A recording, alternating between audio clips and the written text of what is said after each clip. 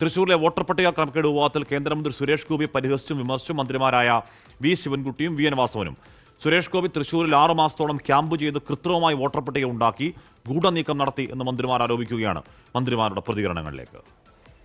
നമ്മുടെ സംസ്ഥാനത്ത് തൃശ്ശൂരിൽ അത്തരത്തിൽ കള്ളവോട്ട് വ്യാപകമായ തോതിൽ BJPയുടെ നേതൃത്വത്തിൽ ഫ്ലാറ്റുകളിലും അതേപോലെ തന്നെ വാടക വീടുകളിലും ചേർത്തിട്ടുണ്ടെന്ന് അന്നേ പരാതി ഉണ്ടായിരുന്നതാണ്.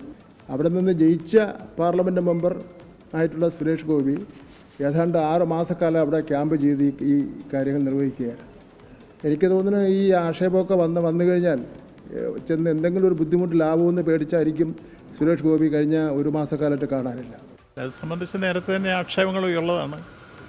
അത് പരിശോധിച്ച് കൃത്യമായ കാര്യത്തിൽ നടപടികൾ സ്വീകരിക്കേണ്ടതാണ്.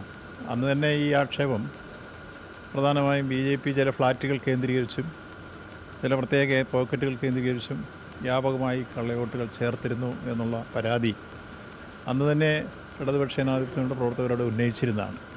ഇപ്പോൾ അത് യാഥാർത്ഥ്യമാണെന്ന് തെളിയിക്കുന്ന രൂപത്തിൽ ചില സംഭവങ്ങൾ പുറത്തു വന്നതായിട്ടാണ് മനസ്സിലാക്കുന്നത്. ലോകത്തെവിടെയായാലും ഏത് സമയത്തും 24 വാർത്തകളും ഓഗ്മെന്റഡ് റിയാലിറ്റി പാക്കേജുകളും എക്സ്പ്ലെയിനറുകളും വിശദമായി കാണാൻ ഞങ്ങളുടെ YouTube ചാനൽ നിങ്ങൾക്ക് സബ്സ്ക്രൈബ് ചെയ്യാം.